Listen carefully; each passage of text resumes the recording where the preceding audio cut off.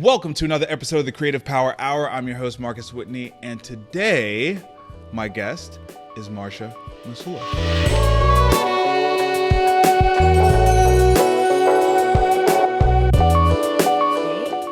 What's up? And you forgot your new girlfriend. We got Clementine. What's up, girl? What's up, house. girl? What's up, girl? You know, she's wearing her security up, vest girl? because this is very high profile. And So this is the first non-human animal that's been on the show. Yes. She's amazing. She's so cute. 3.5 pounds of sheer sass. Well, thank you for bringing her, and thank you for being here. Yeah, thank you. It has been a minute. Yeah. Not that long though. Not that long. But it's been a minute. It's been too long for us. We got to be better about that, but I think we all do, right? Are you doing well?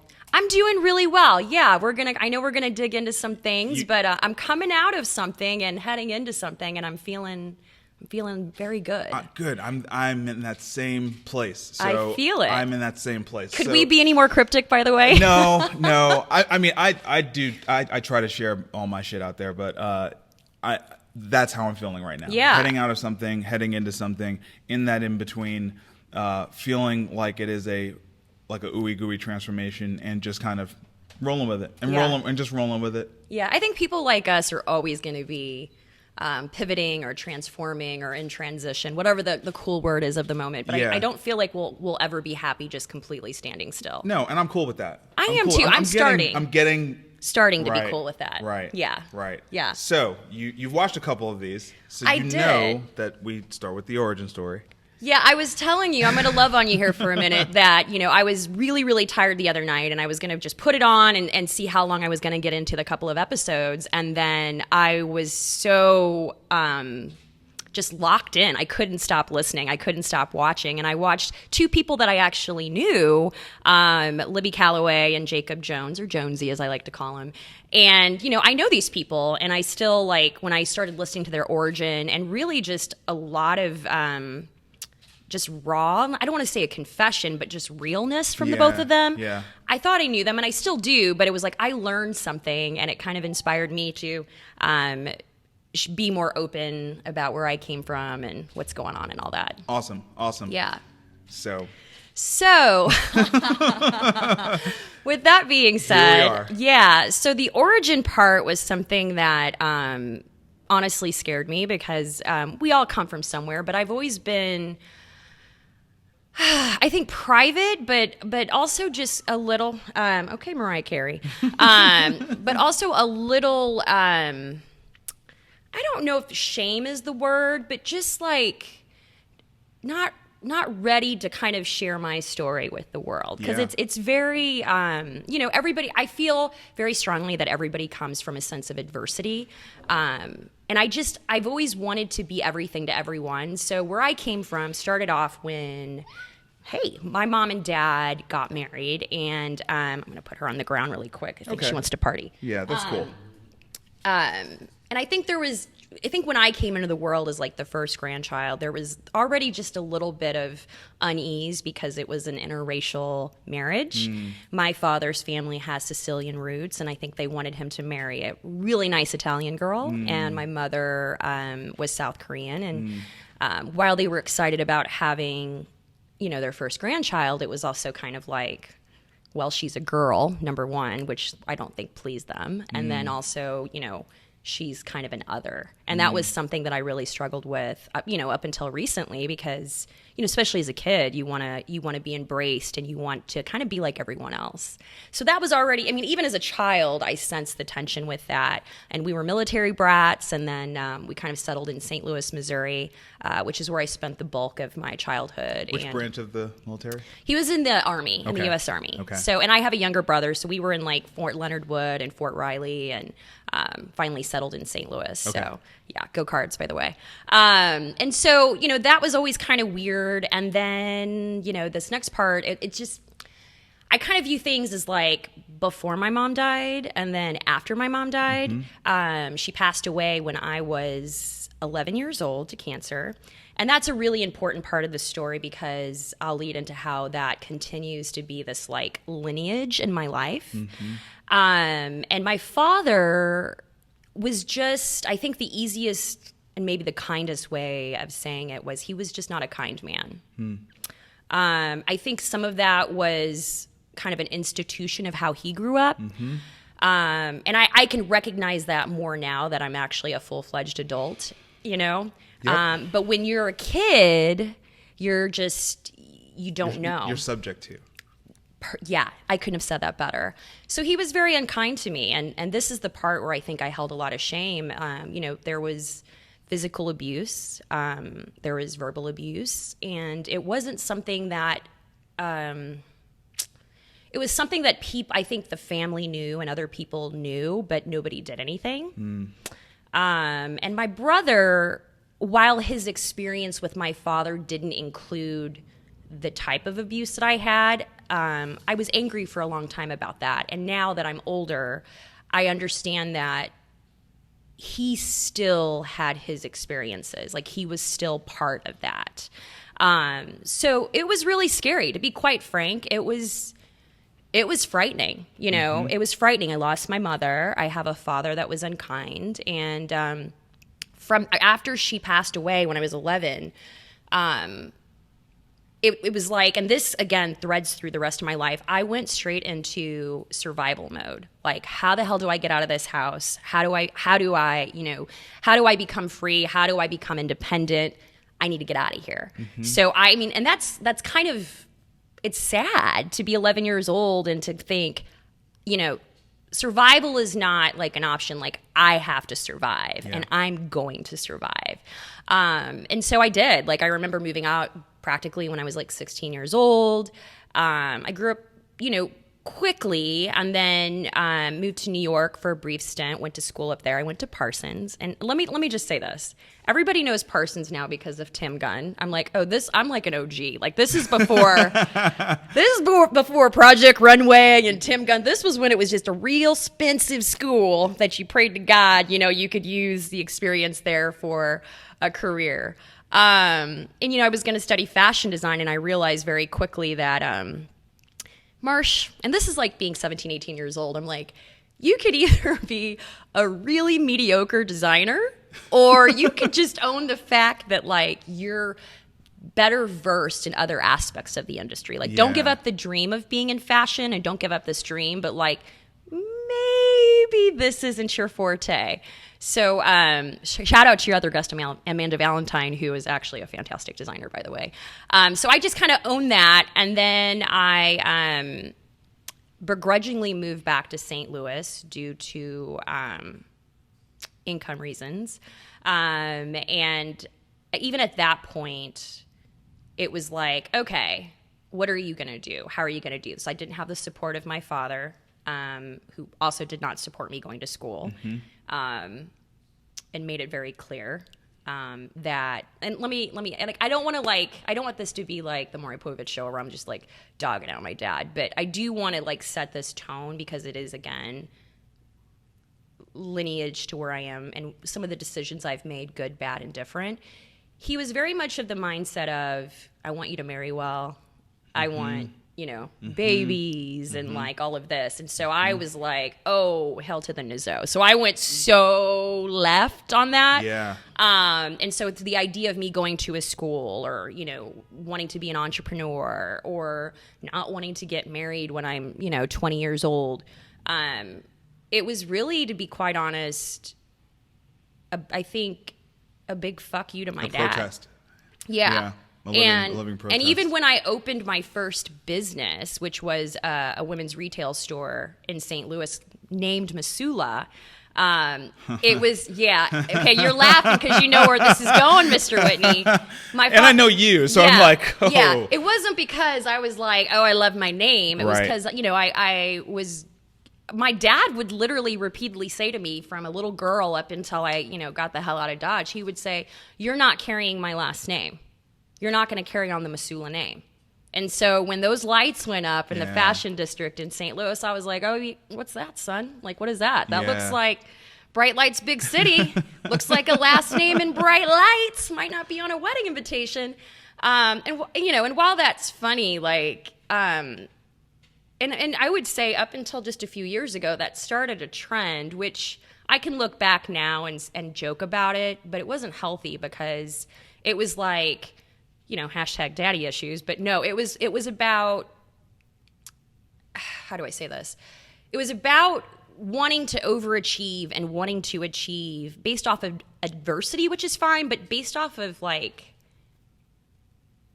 anger and pain. Mm-hmm. Which, yeah. Yeah.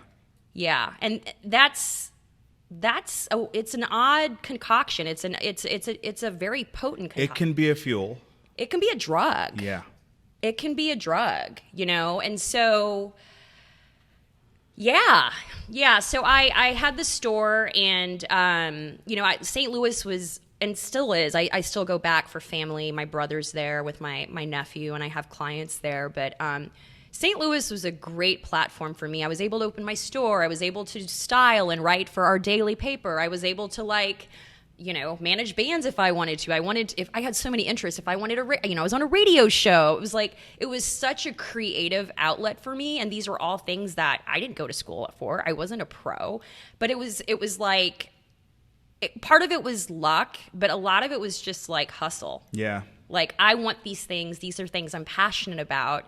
I'm going to do this, and opportunity presented itself. And one would think that I would stay there because it was like this wonderful creative melting pot for me and my interests. But I felt extremely claustrophobic, especially when I owned a store. I thought, this is my dream. I have designers and fashion weeks, and I'm working with people, and my dog's in my store and all this stuff. But I had to be tethered to it. It's four walls. Have you ever felt that way? Oh my gosh. Like, you know, it's like people would come in and they, you know, they would want to see you. If you're not there, guess what? It's not performing. And then you're like, oh dear God, like, I have to be here all the time. Yeah.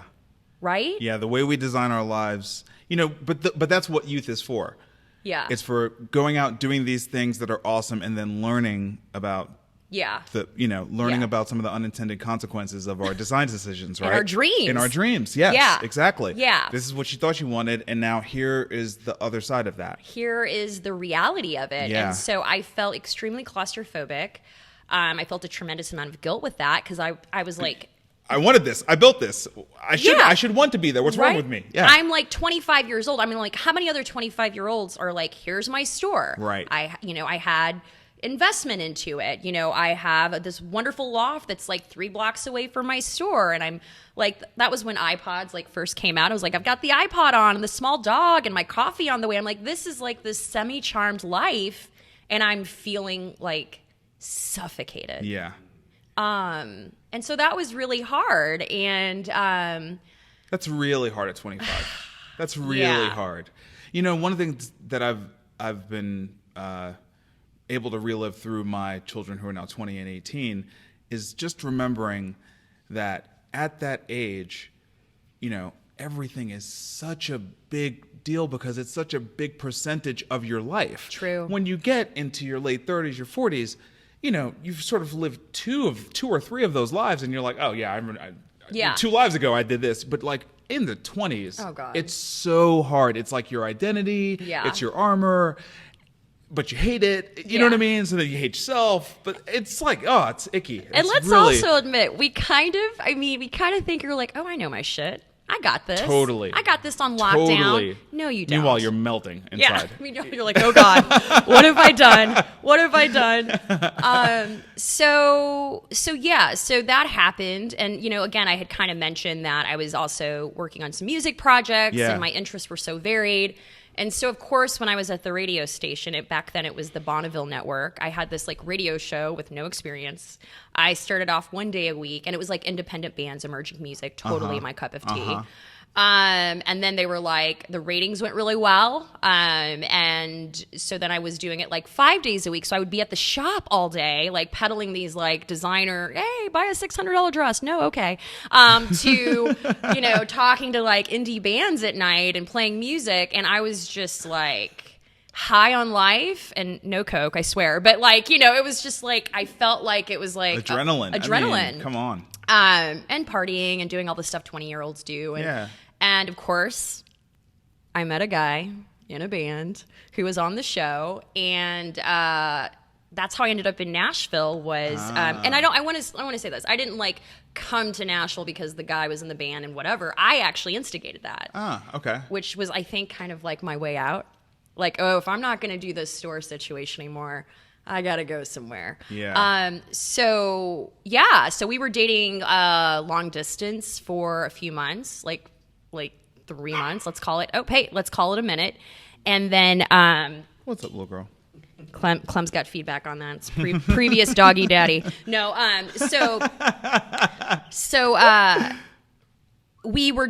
they played a show here, and we were doing a photo shoot. And again, I had never been to Nashville, Tennessee. And I was just like, oh, what is this? Never wanted to move to the South. And after I dropped them off at like the band bus, I was driving back to St. Louis. And, all right, you go for it. I just called him on a whim. And I want to say this. I shouldn't say a whim. I've had like 3 or 4 times in my life where I've had this, I don't even want to call it a gut instinct, but this internal pop where I'm just like, do it. Yeah. Do it. Yeah. And it's my gut. And so I just picked up the phone after dating him for 3 months, after just one weekend in Nashville and not really seeing a ton. And I just said, hey. And he's like, hey, did I forget something? And I said, no. Hey, I think we should move to Nashville. And he was like, what? It was like long pause. And I'm like, he's so going to break up with me. I sound like a psycho. We've been together 3 months. And he was like, well, you have this shop. You have this loft that you own. Like, what? And he was kind of living out of a suitcase at that time. And he goes, what? And again, long pause. And I'm like vomiting in my mouth. I'm like, oh God, he's so cute. It's over. And then he just paused and he goes, okay. And 3 months later, 3.5 months later, I closed my shop, rented my loft out. This was back in June of 2008. And I moved to Nashville, Tennessee.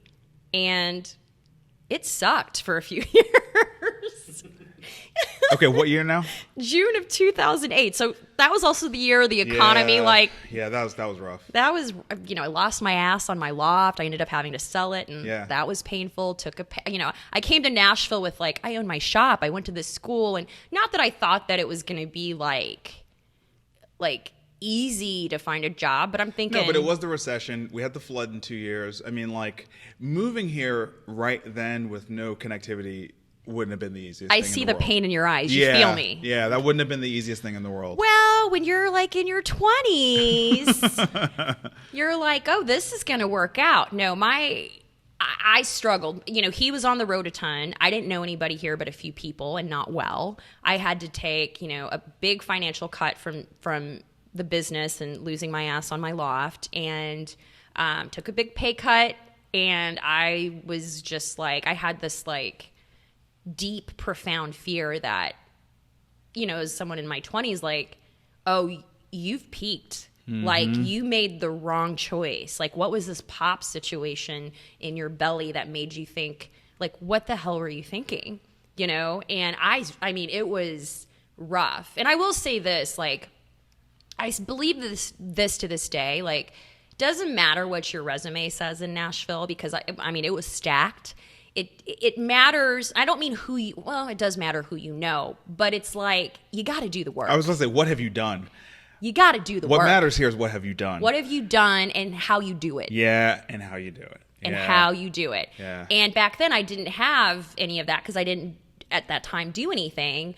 And so but it was hard. It was hard. And I ended up breaking up with the guy. Sorry. And after that, I just really started working on things. I worked with a group of guys with the Naked Without Us thing that used to be that whole music. We talked about that with Amanda. Music. That's how I met Amanda. That was yes. Naked Without Us was a big deal. Yeah, and it was a big deal. I came on board, and I was me and I think Kendall were the only women that were involved, and so I had the experience, and they had the reputation and the credibility in town. Yeah. And I had to volunteer. And then at that time, going way back, it was our little Empire Records. So I got contracted out back in Hillsborough Village before it is as corporate as it is now. I worked at this this resale shop and help them like rebrand, restructure their business. It was called Clothing Exchange. And we had like these misfits that worked there, all of these musicians and just really cool artists and creative people. She's flirting with you. Yeah, she is. She likes it. That was actually, you know, some would say I took a huge pay cut, and it was like, oh, how did you go from like a women's luxury store to working at like this Buffalo exchange store? Right. You know what? I met so many people through business, through dating life, through everything, through that. And that's actually how, through Clothing Exchange and Naked Without Us, how I met a small group of people that were starting to talk about Nashville Fashion Week. And they were like, well, who is this chick? You know, what is she doing? And how do we get her involved? Because she's got some experience. So I was kind of like the renegade that nobody knew about. And we got together and we just started doing the work. So this was back in like 2009, 2010. Okay. Yeah. And then, oh my gosh, through all that, and I want to preface by saying this. So Nashville Fashion Week does not pay my bills. It costs me money to do. Yeah. I think people hear co-founder and managing partner and they're like, oh, homegirl's like making cash. No. Yeah. So that's not what I think. What I think is homegirl meaningfully contributed to the culture. Thanks, right? man. Like that's what I think, right? And that's you know, that, and also I want to ask about Yelp because because the first time I heard about you was through Yelp because technology, right? Right. You know, so like that was my first introduction to you, and then I was like, hold on, she's also doing this Fashion Week thing. That's when I knew you were polymath, and I was like, okay, she's like a robot. Yeah, she's a damn robot. No, so I wanted to point that out because I think again, like Fashion Week is a full-time job. Like we work on it year round. Yeah. But back then, here I am, this like, you know, this person that's like trying to like, you know, make a living, make a mark in the community and contribute. But I took on this because I was like, Nashville needs this. And this is before the Nashville we know now. Totally. By any means. But at the same time, I'm at Clothing Exchange. While it was a wealth of experience in meeting people, I'm like, man, this isn't going to pay the bills. Like, I got to figure this out. So even before Yelp, I got offered a job at PETA, People for the Ethical Treatment of Animals. Okay. And so I was a grassroots campaigner for about a year. And I remember that because off of one of the tours, I went to a McDonald's shareholder meeting. When I came back to Nashville, I was so exhausted from being on the road. And I came back to the Nashville flood starting. And I remember being like, man, it's really raining hard outside. Passed out, woke up, and it was like, oh, shit. Yeah. So it hasn't stopped raining yet. It's raining today. Raining today. So I did that, and I loved it. I was passionate, which leads into my other animal welfare work, and I've been a vegan for like 11 years. It's very ingrained of who I am, but it killed me because, you know, I was on the road so much, and I was like not even in Nashville. So I'm like, I'm not really like, you know, calling Nashville home. And also because it was depressing because I would have to day in, day out see the atrocities that are happening with animal welfare and abuse and all this stuff. And so I continue to do work with them. I obviously am a huge advocate in other ways, which we'll talk about a little bit more later. Mm-hmm. But I needed to make a move, and I was recruited by Yelp. And I want to say it was like pre-IPO, so it was a very exciting time because it was kind of weird because I was new to Nashville and didn't know what the hell I was doing. And they're like, we want you to be the community manager and ambassador for Nashville. And I'm thinking, oh God, like I don't even know where to tell people to go eat tacos, you know? So can I just tell you what it came off like to me? Yeah. So first of all, what year was it? This had to have been, God, when was the flood? 10. So it was probably like 2011. Okay. Yeah. Okay. So the way that it came off to me was, wow, a really big tech brand has a presence here. Yeah. And Marcia is their person. And it wasn't like I had no expectation that Yelp was going to hire someone here. I thought you came here Oh, I thought you okay. moved here Yeah. from wherever as part of Yelp, because like we didn't, like this was before Google came to town, and all, Right. We didn't. I nenever thought about it that way, Marcus. We didn't have Uber or Right. Lyft or Eventbrite, all these other tech brands that have like put Warby Parker. None of that shit had happened yet. So like you and Yelp was like my first like, oh shit, that's kind of cool. I don't know how other people saw it, but that was how I saw it. That's really interesting because you're obviously of that world. Yeah. Yeah, it was, I will say this, I was with Yelp for 4 years, and to this day, even with some of the brands and people that I work with, or shit, even with Fashion Week, a lot of their practices were so revolutionary at that time. And it wasn't that long ago where they're like, look, we're asking, we're looking at this twofold. We're looking at wanting to get consumers, i.e. Yelpers, integrated and active and build community online. But we also realize that, we have to build community in real life. And then on top of that, like, how do we get the business community engaged, for their monetary reasons, but also engaged with what Yelpers are doing and all of that. And so it was really smart to say, hey, we need to hire these community ambassadors or these community managers to kind of bring the worlds together. And so, and they did it like in a very succinct way through events and through content and partnerships. And, I learned so much. And I actually am who I am today with like all the relationships that I have built from that. Because of Yelp, because, while they can get lambasted for bad Yelp reviews and all this, of course, they were ahead of the game. Like, they were on it. And so, like, I was, this new Nashvilleian awkwardly in my place, launching this, like, major entity. And it was still big before, when it was pre-IPO still. So getting the word out, both consumer facing and also, business facing. And then I was help launch some other markets as well, like Memphis and go to other markets to help with events. And I would be in San Francisco. It was their headquarters. They have several now, but was in the Mission District. Mm-hmm. And so that was an exciting world several times a year. But yeah, it was kind of the perfect gig. I loved connecting with people. I loved creating content. But I did realize very quickly, and I know they noticed it as well. Through all the Yelp stuff, I love the Yelpers. They threw me a great going away party too. It was fantastic. But I connected with the small business owners. Yeah. And I connected with the entrepreneurs more than anything.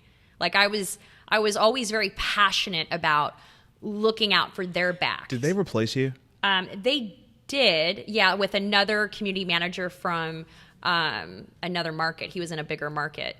Yeah, because basically, yeah, you already know what I'm about to say. Throw the shade. You already know what I'm about to say. Yeah, as soon as you left, it was like Yelp was out. Yeah, and the company had evolved too. It was a different place, and I will say I was very happy with my negotiations pre-IPO. That was good. That was real good. Nice. But it was interesting. And I was thankful for it. We launched like a national campaign here for Yelp Spring Break before we became the woohoo Bachelorette City. Right. And it was crazy as a company how, again, this was 2011, 12, 13. Back in even 2014, 2013, Yelp recognized that Nashville was like They could see it. The place. Yeah. Yeah. Yeah. It was sexy to them back then. Smart. Yeah. Smart people. Yeah. So I left Yelp. Yes. And then I went to go work for Gannett. Do you know okay. I am not even fucking kidding me when I tell you, like, I swear I think I wiped that from my memory. I think I did too. I was waiting to hear what you were gonna say, and then you said, I was like, oh yeah. Oh. I forgot about that, and you did a good job. Thank you. Ooh, I forgot about that. Yeah. Look, I'm throwing a little shade. Like, everyone throws shade on them. I mean, everyone throws shade on them. Yeah. It's like they're used to it. They're used to it. No, here's the thing. The Upside of Anger. No, just joking. Actually, should that be the book? The Upside of Anger.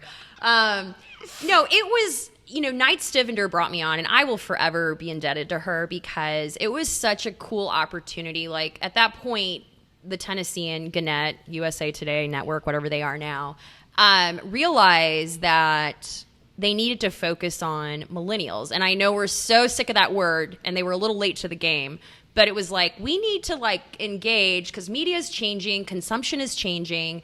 And so she had started a really great initiative there where it was focused on that, and it was like a print magazine and then digital content called 12th and Broad, but it was still kind of like this bastardized project through Gannett that wasn't getting as much support and as many resources, and man, Knight fought for it. The sad thing is, I think the market really wanted it to be successful. I agree. Like that's the saddest thing about it, is I think when people saw it, they were like, "Oh, that's kind of cool. Let's do this. That's pretty cool." And then they saw you and Knight, both known Yeah. entities, and I think like you for sure known entity, and Knight seen as one of the good guys, gal. Yeah. But like Yeah. one of the good guys in that machine. And Absolutely. It was like, okay. Let's power do this. duo. Yeah, this is great. This is legit. This could work. And I learned so much from her, and she gave me such creative reign and freedom. And I, brought in a kind of a different, I brought in different ideas and concepts and integrations, and we had a lot of fun. We had a lot of fun. Even again, there was a lot of adversity involved. But then there was a bit of a shakeup. Knight was leaving, and then it was kind of like, okay, what do we do with Marcia? And I will give it to them. They brought me into the newsroom because we were like in this weird, custodian's closet working away from the newsroom. And everybody's like, what is this thing? But they moved me up to the big leagues. They moved me to the newsroom, and it was still kind of like, who is this person? What are they doing? So I was always kind of in this weird situation, but where I was like isolated with my projects. I was like this mix of, creating content, and then, I was like a creative director, and then I was like, helping them put together events and ideas. I was podcasting. I was doing all these different things, which again, I am thankful for that because I got such a wealth of experience, and I got to feature Nashvillians. I featured you when the soccer club was starting. We were so grateful for it. That was amazing. Yeah, and all these different things. So it was really cool, but it was such a weird, isolated experience because I was still so separate. They didn't integrate me into some major newsroom projects until my final year there. But I did have the best seat in the house. I was next to Jessica Bliss, who is amazing storyteller. She's unbelievable. Jim Myers. He's unbelievable. My friendship with Jim is one of my favorite things from the Tennessean. Yeah, I mean, you were still there when all the dope people were there. Yeah. And Brad Schmidt and all these other people. So sure. They were all there. And it was cool. I loved sharing Nashvillian stories and all of that. And, we did the Vote Y'all, which you were a part of, getting voters to come out, and did a whole campaign with that. And we'd get into beefs. I was very outspoken with other media in town who I've since made up with. But it was great. And then what, drum roll, I will say this. I've had the luxury from either being an entrepreneur or working for startups like Yelp, where I've never been in the crossfire of layoffs. Yeah. And so I remember there was, I think, one round and then a second kind of smaller round of layoffs. And I'm sitting there the entire time, and I'm watching the behaviors of the newsroom and people, and I'm just like, oh, dear God, we're already bare bones. Yeah, how are we going to do this? And they were letting go some people that had, first of all, journalism experience. I didn't. Yeah. Had, done their time, seniority, and, families to feed and all these other things. And I'm watching the first round, and I'm like, okay, I didn't get cut, but I was also just like, what is this? And some of the veterans were like, oh, this is a every year and a half, 2 year thing. Get used to it. And it's like, what? I was a little naive. I'm like, what do you mean? And then there was the smaller second round, and then the third round, I didn't make the cut. And it was myself, and it was Jim Myers, actually, which was crazy because I'm sitting there thinking, this is during this kind of uplift, this Nashville going into this really cool lifestyle, young people, food scene. Food is kind of right? one of the most important things going on in Nashville. All right these people are coming in from different cities, and you want this people young literally voice. flying in for food. Right. Literally. And lifestyle Yes. and young people. And I'm like, and you're letting us two go. And so I hope I'm not sharing too much, Jim. I'm sorry. But it was, it was done, and it was very disappointing the way that it was done. And so Jim and I went over to our friend Monique Chohan's restaurant after we got laid off, and which was not far. I was like, you could walk there, hop, right? skip. Yeah. And we just popped some champagne, and just started drinking, and Monique had her tab, and then it hit the Nashville scene that we had gotten laid off. I've never actually transitioned out of a job or gotten laid off and had it be news. Covered. Yeah. But I got to tell you, even in that moment of, I don't want to call it shock. I don't even want to call it devastation, because part of me was relieved, because I was working so much, and I felt so awkward. I knew it was going to be okay. Yeah. And the phones were ringing. At Chohan, people were sending us drinks because they saw us check in and they saw our comments and texts. And I just thought, oh, this is going to be okay. Mm-hmm. This is going to be better than okay. And then shortly after that, I kept thinking, well, maybe I'll move back to New York. I was dating someone at that time, and I had a really great job opportunity, and I always thought that I would end up in New York. And then I started taking calls. Let me go back. When I got laid off, it was the week before Fashion Week, so I didn't even have time to mourn. I remember that. Yeah. I remember that. And it was weird, because all during Fashion Week, people were like, oh, I heard, and I'm sorry, or hey, I want to talk to you, I want to meet with you. So it was a lot to be exposed in that way. Yeah. And I shouldn't have had shame about it. And I don't really think I did, but it was just everybody knows my business. This is weird. Am I going to be okay? So I took a week after Fashion Week, and then I started taking calls and emails, and I noticed a trend. People were not offering me jobs. They were saying, I want to work with you. Yeah. And I was like, okay. And I actually had a few people say, I want to be your first client. And I'm like, for what? what do you need? And I still had this kind of sort of ex-boyfriend in New York, and this solid job opportunity. And again, Marcus, it was that pop in my stomach where I'm like, no. This is the time. Yeah. Do the damn thing. Yeah. Nashville is it. Stick it out. Yeah. And I did. And so that's where Roar started, which is my one-woman agency. I'm really bad with delegating, P.S. We need to work on that. But, and I do creative and communications, but really I'm noticing that, and I thought I was going to do PR, and I do a little bit of it, but it's a lot more brand building and strategy. Yeah, sure. I'm not surprising one bit. Behind the scenes, just not surprising one bit. Yeah. That's basically what I would really think. Of course. It was a surprise to me, because no, not I didn't at even all. know that was a service you offered people, Nope. And so it's let's do this. And so, fast forward, it's been a little bit over 2 years, and again, still a one woman agency. But so, that's sustainable. Yeah, it is.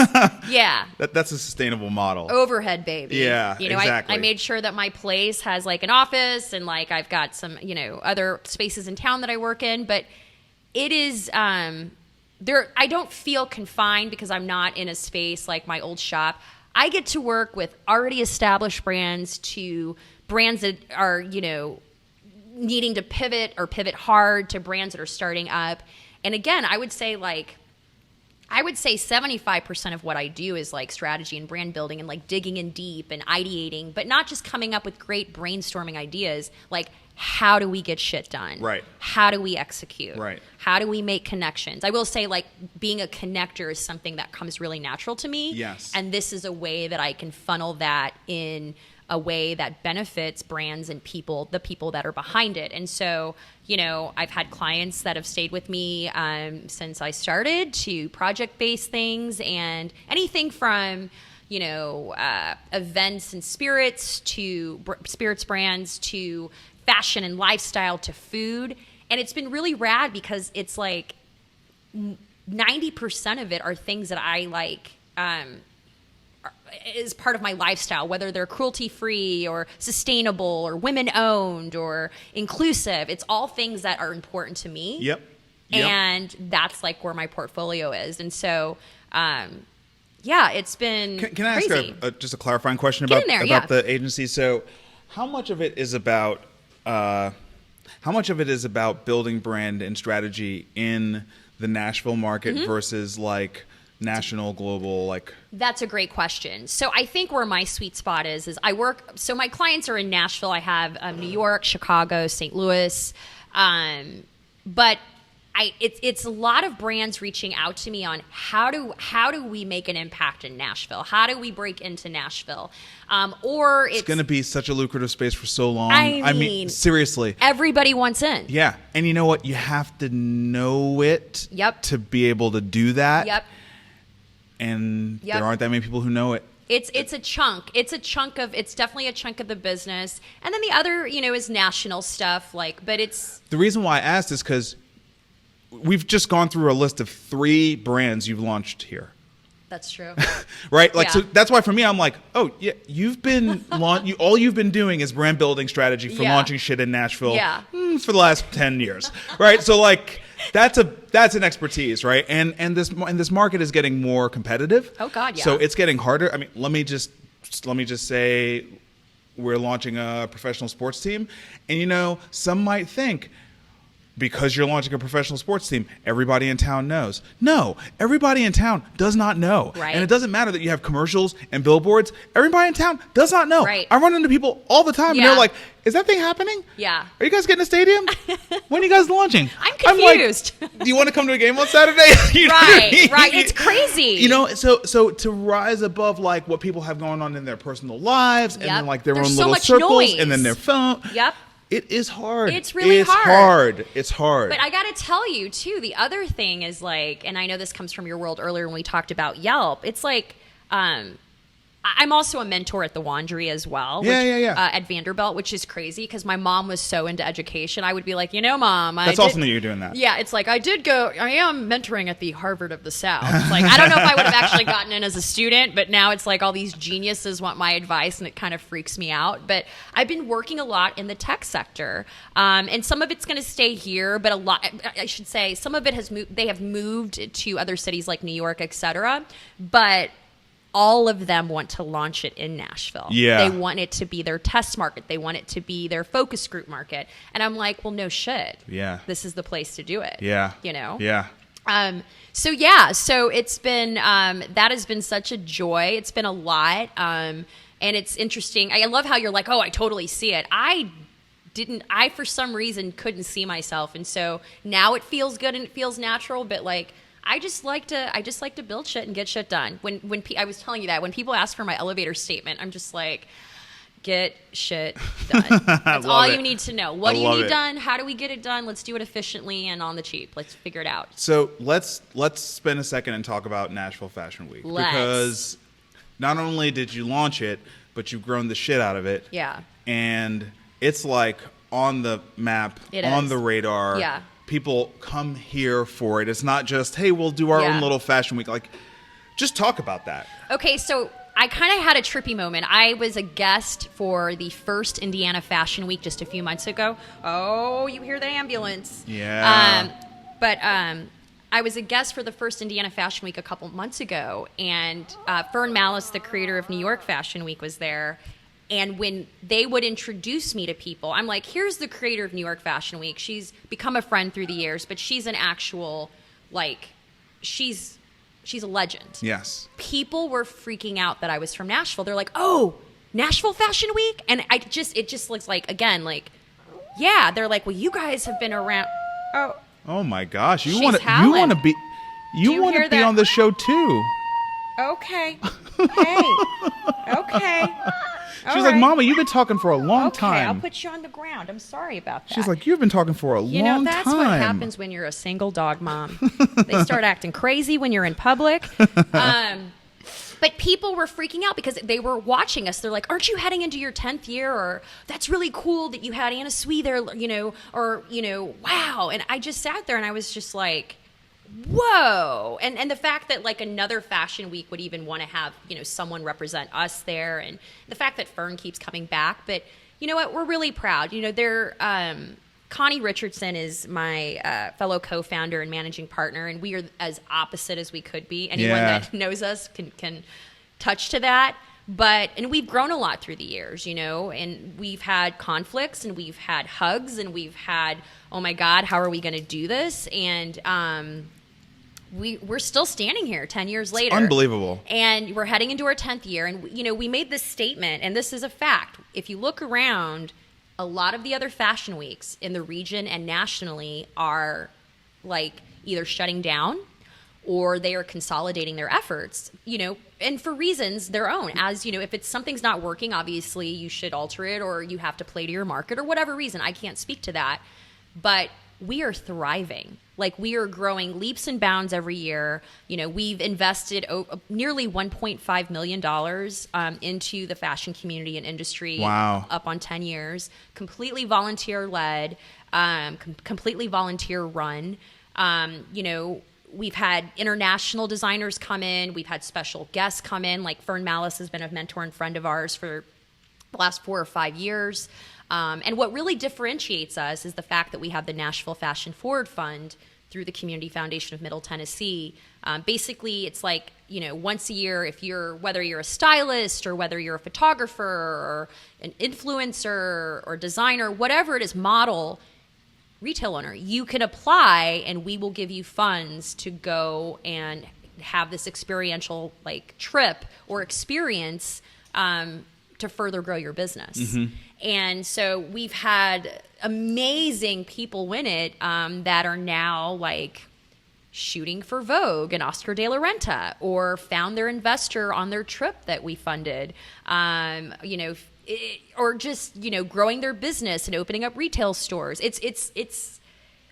I want to say it's because of their hard work and their diligence and tenacity, but to be a small portion of their journey is something that makes it worth it. The platforms and networks are so important for anyone's success, period. If you don't have them, it's like you got to create your own. You know what I mean? They're necessary. So, and I think there's a misconception too that Fashion Week is just, runway shows. Most certainly they're runway shows, but last year we held the first Sustainable Summit where we led this conversation about, how to manufacture and how to affordably make some changes in your business, and what people are doing, and what hurdles we have. And we have learning labs, and we have events for the men. We have a men's style event. We have influencer brunches. We have a gala where we give awards to people that are either emerging to people that have been around for 100+ years, like Levy's. And so it's really a celebration of the fashion community, and it's so much more than a week. It's a year-round initiative, and I'm at a place now though where it was all about, we got to start this thing. Come on, Connie, we got this, to now being like, how do we sustain this? Yeah. I want to pretend, Connie and I joke that we're going to be like Iris Apfel and be like 105 years old with our headsets on. But it's also about like, how do we build this so we can sustain it, and what's the succession plan too? Right. Of course. There's a reason why I, have a certain lifestyle, because between that and Roar and Tiny But Mighty Fund, there's very little time for much else, so we need to figure that out, and that's where I'm at now. But I will also say, and this isn't just like me making this up or making this sound all warm and fuzzy, but we couldn't do it without the community. Like, I can't say enough that it's all the generosity of partners and sponsors and people buying tickets and just being with us, because it wouldn't happen. It wouldn't happen. I don't know. I think I've seen you at a Fashion Week event where I think they're like, well, what are you going to wear? I'm like, bags under my eyes and overalls. I did see you at the 505. Yeah. And you were working. Yeah. I mean, you looked great. Headset on, but man. You were working. Yeah. I mean, it's like I literally am on a headset the entire, we get up at like 5 a.m. We have model fittings and calls and 20-hour days and emails and, oh God, there's a fire to be put out. And but I love it. I was obsessed as a little girl with The Wizard of Oz because of the Great Oz, Like, who's making all this stuff happen? Yeah. I like being behind the curtain. Yeah. I like That's great. being behind That's the curtain. great. Yeah. Tiny but mighty. Okay. So the reason we brought our thug dog today, Clementine, Clemmy, C. Murda, as I like to call her, is I think it goes back again to my childhood. When I started working for PETA, I went vegan. And part of that reason, let me backtrack here. Okay, so I promised myself I would not cry, but this is really hard for me, which leads to kind of where I am now. So I told you my mom died of cancer. I myself, which I don't talk about very often, I've had cancer twice, once in my early 20s and once in my later 20s. I'm no longer in my 20s.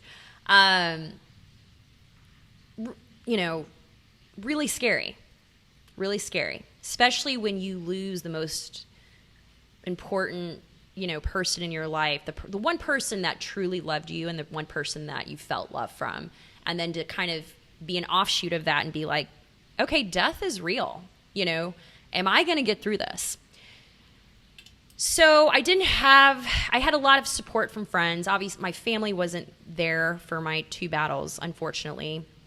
But I adopted a little dog named Chico back then. And I'll never forget this. I was so ill. My best friend, Leanne, who now lives in Chicago, can probably recall some of this. But I was ill, and I was trying to hide it when I was in St. Louis. And I had to have one of my staff run the shop for a few days because I just was going through treatment, and I was not okay. And I was in bed, and I couldn't get out of bed. I was, like, sweating and sick, and people were checking on me, and I just wasn't responsive because that's healthy. But this little dog, Chico, didn't leave my side. And when I say didn't leave my side, I mean I didn't get out of bed for like almost 3 days. Didn't go to the bathroom, didn't eat, drink, literally laid next to my sweaty body, and didn't move. And finally, I was taken to the hospital. And in my fit of crazy, I was like, he's coming with me or I'm not fucking going. So my doctor, my specialist at that time was like, just bring this damn Chihuahua. Let's just do this. But that unconditional love and that loyalty was something that I had never experienced. And I was at one of the most vulnerable times in my life. And here's this little creature that had my back, and it changed my life. It changed my life. And so I have always kind of seen myself as an underdog. I've always seen myself as like someone who I'm tough. But I didn't have someone be a voice for me when I was vulnerable, when I was younger. And so when I think about animals, I think about how vulnerable they are. And especially my dogs who happen to be kind of on the small side, but I'm going to fight for them. I'm going to be a voice. I'm going to have their back. And so when Chico passed away about 6 years ago, this love from this little creature was through job changes and moving and boyfriends and sickness and family shit, and like all this was the constant. It hit me like, I lost it. I was not okay. That's something that I'm starting to recognize, to say it's okay to say like I wasn't okay or I'm not okay. So I go into true Marcia robot form and I'm like, oh God, I'm losing it. I need to do something. I need to do something. And so within a few days of him passing, he had congestive heart failure. I was surrounded by love of the community and family. Everybody reached out, and I think they knew without me saying. I started a fundraiser in his honor and decided to start the Tiny But Mighty Fund because it's kind of a double entendre. Like, he was like a little Chihuahua with big personality.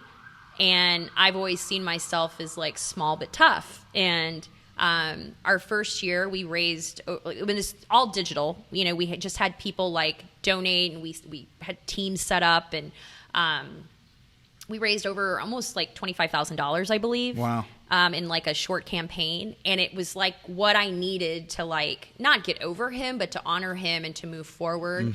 And also to have like true impact. And so every year since then, in the fall, we start this Nashville's Most Wanted campaign where it's kind of tongue in cheek. There's so many unwanted dogs and animals out there. And we do this thing where we kind of arrest these dogs. We do this photo shoot where they're like behind bars, and their people, notable Nashvillians, will then have to raise their bail money.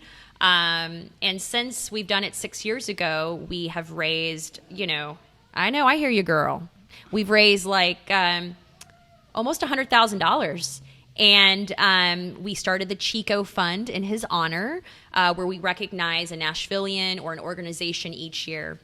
And give them an award, and they get to use $1,000 to benefit a nonprofit in the animal welfare and cruelty community. All the other funds we raise go to Nashville Humane, but some of our Chico Award winners have been, Megan Barry, Emmy Lou Harris, Logan Ryan from the Titans, Gentle Barn, Ellie Lax and Jay Weiner, and so it's been a wonderful thing. We continue to support other nonprofits, and if there's an animal in need, we will donate funds and do what we can. We're not a rescue. I mean, if I see a dog in need, I'll obviously do it, but we are really good at marketing and promoting and raising money, and so we take those pieces and we help other rescues and organizations of the like mind. It's amazing. Yeah, it's kind of warm and fuzzy. Clem's in it. Do you have something to say? Yes, you're talking about me. Okay. And all my friends. No, you and put my her buddies. up to the mic and she doesn't say a damn thing. All right. She's like I sang earlier. Don't be I putting know. me on the spot. I mean, she was hitting those notes, man. So that, it's kind of crazy because I'm adding all this up. I'm like, okay, and I should say this too. On top of that, a big part of like the animal welfare and rescue work is I've been the chairperson for Nashville Humane's Unleashed. Yeah. Where, it's like, we do like doggy prom and all these different things where it's a sit down dinner with your dog, and we've raised hundreds of thousands of dollars through that, and that's been 10 years. So I'm like, okay, there's been it's like sticking with things. Nashville's the one place where it's like, okay, Fashion Week's going into year 10, Unleashed is going to year 10, Tiny But Mighty Fun year 6 or 7, I don't even know, and it's like there's stability here. I can't imagine it's tempting sometimes to go anywhere else because I don't think that I would have the support. Absolutely. I don't know. No, I wouldn't. And I don't want to at this point. Right. Yeah. Right. We'll see. We'll see. So I don't want to ask what's next because I hope nothing. No. I know. It's like I'm exhausted. Yeah. I hope it's a sabbatical or. Well, okay. So I talked about cancer, obviously. Yes. I don't have cancer. Let me just say that. It is something that I have been I think I'll have fear allocated to that for the rest of my life. But I had some major health stuff happen in the last 15 months, which have been really, really tough to deal with, not just as an entrepreneur or somebody that's in the community, but personally as a woman. The cancer that I've had before was ovarian, and so I've had some issues with. It's not something that's people talk about, but with ovarian cysts and things of that nature that really impact a woman's wellness, both mentally and physically.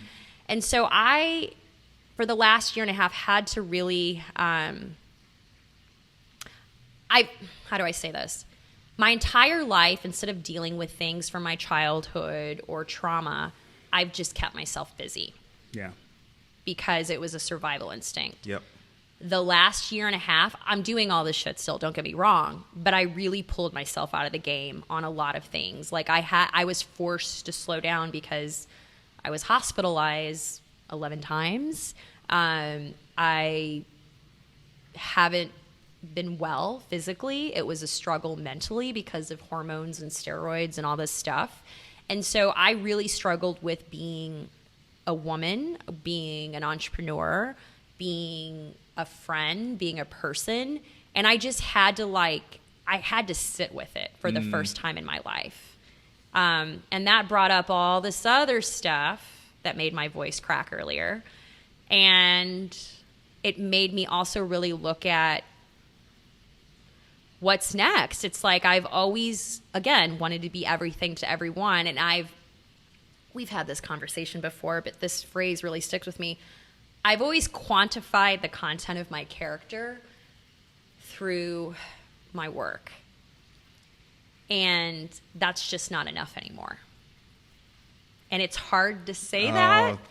Those are the best words. It's hard to say that. Those are the best words, Marcia. It's hard to say that. It's hard to say that. I've worn this armor. You used that word earlier. I've worn this armor, and I realize now it's like, woo, child. Like, you've done some really rad stuff with your career, and, you know, not to say that I don't have more places to go and that I have so much to learn, but it's like, why don't you take some of that energy and, like, instead of taking care of all this other stuff in the community and other people, you need to take care of your damn self. And you also need to, like, put that energy into what makes you happy, whether it's like finding a partner or what does your future family look like, whatever that may be, or what's going to make you happy. You can't lean into your career and these projects, because it doesn't matter how many awards you win or how many projects you do or how happy your client is. At the end of the day, just own the fact that, like, something's missing. Yeah. And it's becoming a gaping hole. Yeah. And so I think this last bout of dealing with health things and dealing with, like, you know, the past and what the future looks like, I'm you know, I was not okay for 15 months. I could never truly be reclusive, but, like, I pulled myself out of a lot of things. I went to what I had to, and then I spent a lot of time alone. And that was bad at times, and then it was good at times. And it was, you know, I had this conversation with my doctor. I finally got cleared a clean bill of health like 5 or 6 weeks ago. And he was like, you know, this is something we're going to stay on top of. I feel optimistic. I feel like we're out of the danger zone. But, like, I need you to say that you weren't okay. Yeah. And I'm like, oh, man, he's like Dr. Philling me right now. But yeah. I needed to say that. And so I'm excited. You know, I think normally I would want to talk about, well, this is what's going on with Fashion Week, or, like, this is what's going on with, you know, Roar. But, like, I'm excited about where I'm going to be moving forward. It's scary, but, like, it's probably the scariest thing, because I'm just, like, not scared. This scares me. And I'm excited about it, and I feel optimism from it. And I haven't felt optimistic in a long time. Yeah, so, you know, we'll see. I have noticed, it's crazy. Have you ever had this where, I know you've been through a lot in your life as well, and stress and all that, but it's very crazy to me how we think we're fooling people. Like, you're like, I'm doing it, I got this. But just in the last few weeks, whether it's a business meeting or seeing a friend, they've been like, what's different? And I'm like, well, what do you mean? They're like, no, there's some zhuzh, there's some woo-woo. Like, what is up? It's like people feel our energy. Mm-hmm. Have you ever thought that you were, like, I mean, fooling, like, yourself or the world, and, like, oh yeah, and people are like, nah. Oh yeah. I just stopped that shit like 9 months ago. Like, this show is like a big part. It's just like, yeah, no, that's over. Yeah, no, I was running with that armor, like, hardcore. Yeah. Hardcore. Yeah. Yeah. Yeah. Absolutely. And I think, you know, again, whether that's status quo, though. That's like, it is. That's like what we do.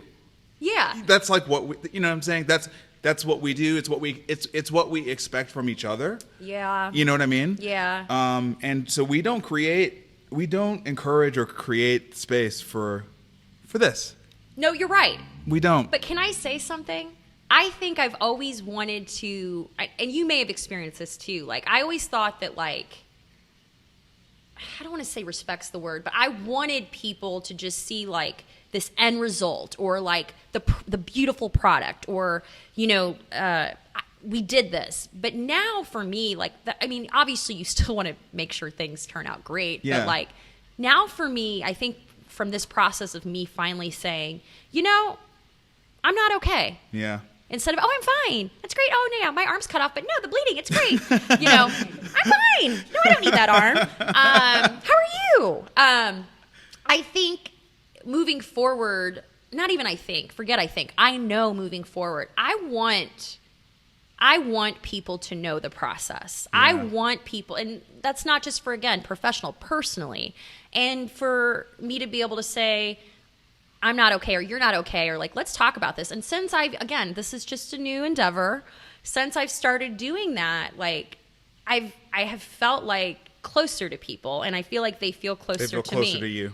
Yeah. Yep. Yeah, like I was joking about being a robot earlier. I used to get high when people, like, high off of the fact that people would be like, oh, how do you do it all? You know, like, I'm like, oh, it's magic, or I got it. And now I'm like, no, it's hard, or like, hey, like, I had a really bad day, or I'm really stressed out about this. And I'm not saying we go into like Debbie Downer mode. No, that's not the point. Yeah. That's not the point. Yeah. It's important. It's important. As a matter of acknowledging practice, because this is a practice. Yeah. You did an excellent job on this show. Oh, thank you. Very brave. Thank you. Very courageous. Thank you. I know. We touched on a lot. We touched on it a little bit more than I thought I was going to open up to, but this was a safe place. And from, listening and watching your other stories too, this is a real service that you're doing. It really, truly is. Especially in this world where everything's under filter, and I woke up like this and all these other things, it's like, what's real anymore? And it's really hard to kind of pick it out and digest it. And so I think the fact that you're really picking people that come from different walks of life and that have enjoyed successes in their own right, but who are also opening up about failure and personal matters and just scary things, real raw wounds. Because there's not a person out there that hasn't come from some sense of adversity. Yes. Some are more, not that you should measure it, but some are extremely profound. And they impact us all in different ways. And so I can't say enough as a friend how, like, proud and thrilled. I know it feels weird to like use that word, but I think if you're like, we're friends. Yeah. Like, I'm proud of you too. Yeah. Yeah. You know what I mean? Like, Yeah. I don't mean it in a demeaning way. I mean it in like a, like, it's just like I'm happy for you. Yeah. You it's know? like, there's a word for it, but it's just like, yeah. I have so much joy for you that you're doing this. Right. And I thank you for like letting me share this, and hopefully I don't get any hate mail. If so, direct it to Clementine. But thank you. Thank you for sharing so much of yourself, and this was a special one. Should we do some whiskey now? Probably not, but we'll do something. Thank All right, you. Marcia, you're the best. Till next time, peace.